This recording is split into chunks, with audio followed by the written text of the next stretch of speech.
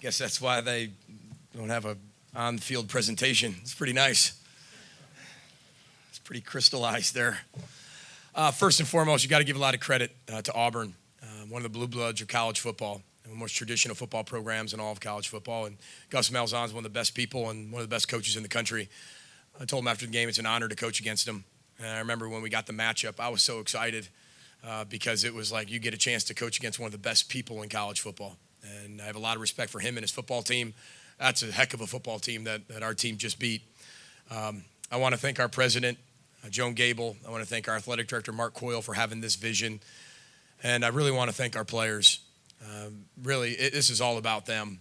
They found a way to win a game, and I don't think many people thought we had a chance.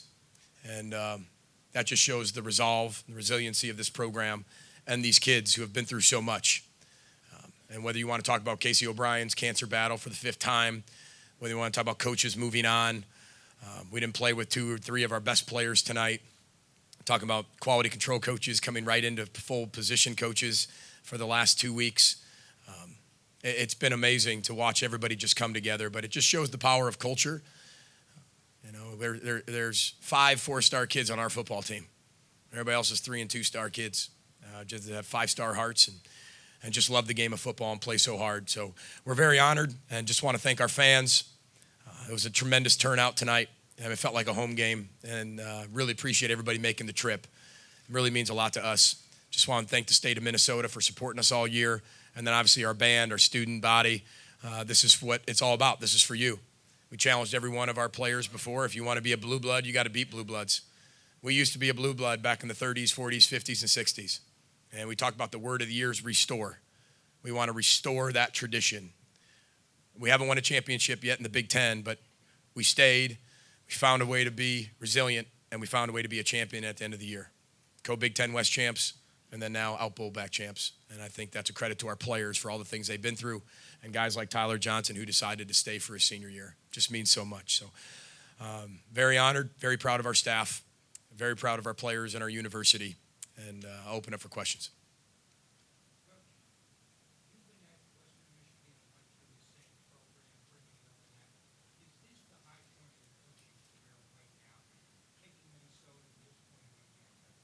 Well, I think you always change and evolve, you know, and there's always peaks, there's always valleys.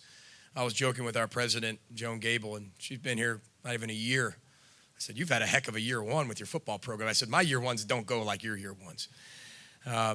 But it's a pinnacle for the year. It shows what this program's capable of doing. But, you know, when you've had championships and championship run, they're all special for its own reason. This is my 7th year being a head coach, going on number 8. And I think it'd be a disservice to all the players who have played for me in the last 7 years to say this is the ultimate. But I would say this is the ultimate since we've been at the University of Minnesota, at Minnesota. And it's something to traject you and move you forward as we continue to reestablish our tradition of being a blue blood.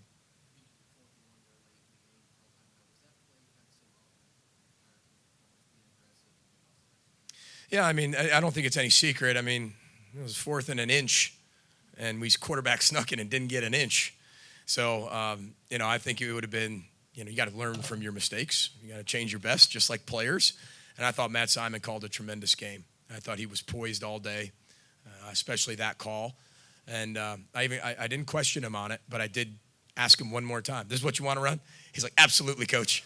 And I was like, man, the first day coordinator, we're all over it. And but it was a great call. It was the necessary call, and it just, and again, that's what he's about. And I thought he took the whole week, captured it, ran with it.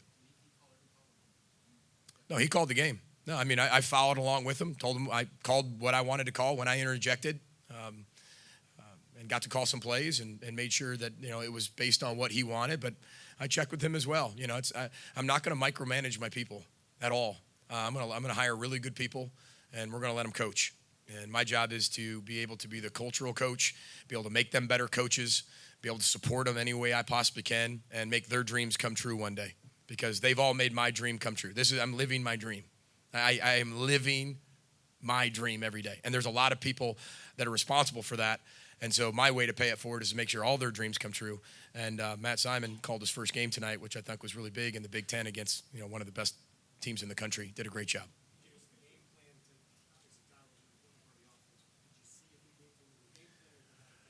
Had to. We first of all, when you got to give Gus Malzahn a lot of credit, because when you're playing against him, it's almost like preparing for ghosts defensively. He changes almost everything, new tendencies, breaks tendencies, and has 3 weeks to prepare for you. I mean, last year they scored 58 points in the first half at their bowl game, and we knew that we were going to have to mix it up. And we knew we were going to have to expand the field from sideline to sideline. So I thought Matt did a great job of expanding things with the outside zone, the inside zone, the play action pass, the nakeds, the boots, moving the pocket, keeping Tanner comfortable. And we felt our only chance was to wear them out up front somehow, some way, just to give us a chance. But then when we did take our shots, we had to hit them. And I thought we were able to do that.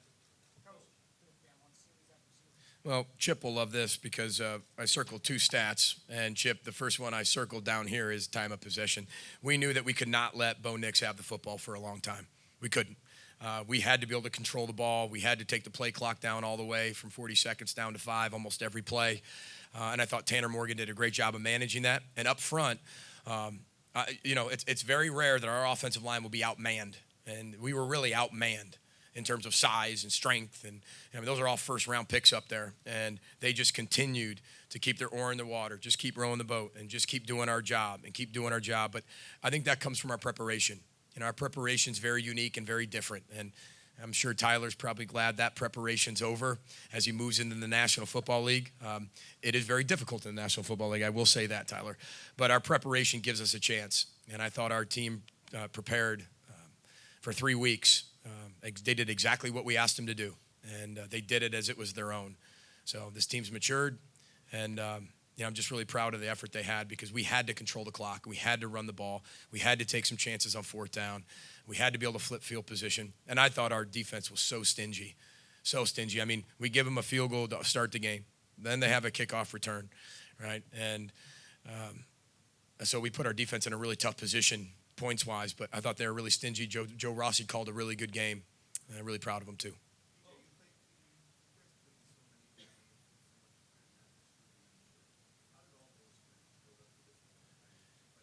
We have a baseball bat, and I don't know if you've seen it, but it's a baseball bat, and every game we put a donut on the bat, whether we win or lose. It's a blue donut if we win. It's an orange donut if we lose. Coincidence, blue and orange all year, and we used that in our last team meeting last night before I put him to bed, that it was no coincidence it was blue and orange and who we were playing. But it's like that. You keep putting donuts on the bat knowing that you're going to learn from your mistakes and you're going to learn from your success. So no matter what the result is, we write on the donut what we learned from that game, and we put it on the bat and get back in the batter's circle, right, or the on-deck circle. And then you keep swinging it and swinging it and swinging it. And the next thing you know, you get in the batter's box, you take the donuts off, and that's game day. And that bat should be lighter. And you should be able to be a better football team, and you should be better at your fundamentals, technique. And I think that's what happened all year. We just got better and better and better. We had one bad quarter against Iowa, and we had a bad quarter and a half against Wisconsin. Other than that, I wouldn't say there's a lot of quarters throughout the season. That's what I would consider bad. And after that, that's what I would sit there and say, that we had a really good season.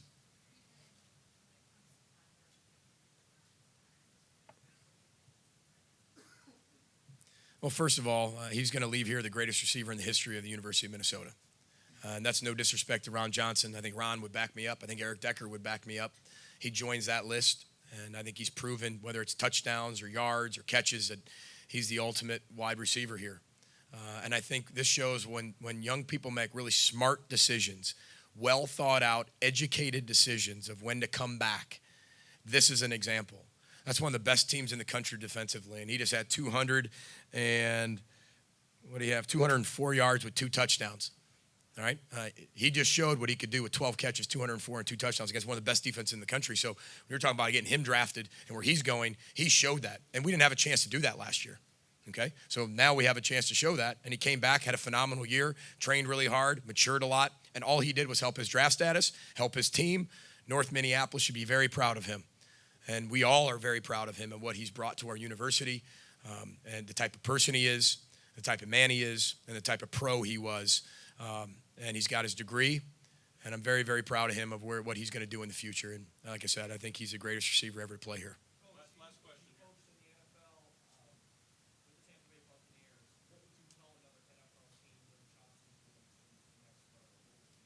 Some of the things that you would tell besides? Well, he sure is consistent. And people say, hey, big-time players make big-time plays in big-time games, 12 catches, 204 yards, 2 touchdowns, and everybody's going to look at that game. Every NFL scout, every NFL wide receiver coach, every GM, every president, every owner is going to watch that game. That's the one they're going to watch. They're going to watch that one. They're going to show some others. They're going to show the big ones, the ranked teams. And look what he just did. I mean, he's going to be a great asset to any program. He works really hard. He's a team guy. He's a culture guy. And he's unique. And he's trained in a very unique program and culture. And the best advice I gave him is be you and be the culture. And you will stand out like a sore thumb in a positive way in the National Football League. And when you stand out in a positive way in the National Football League, people love that. And it's like the more you do, or the better person you are, and the more team and culture guy you are, the longer those people stay in the NFL. He's going to have a very long career in the NFL. I wish him all the best. He's standing right there. I thank him because he didn't have to do what he did. And when you have players that do that, and that's your second year coaching, and they've had 3 coaches and 3 different cultures, and he decides to stay and do that, and he sets the example for so many because it was his decision. Nobody forced him to stay. He'd made an educated decision, got all the paperwork, didn't let anybody get into his head and give him bad advice. He got the right advice from the people he loves, from the people he trusts, made a decisive decision, said, this is my decision.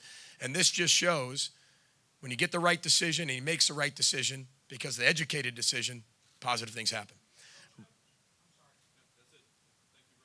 Yep. Listen, I appreciate all of our fans. Thank you very much. Roll the boat, Sky Mile. Go Gophers.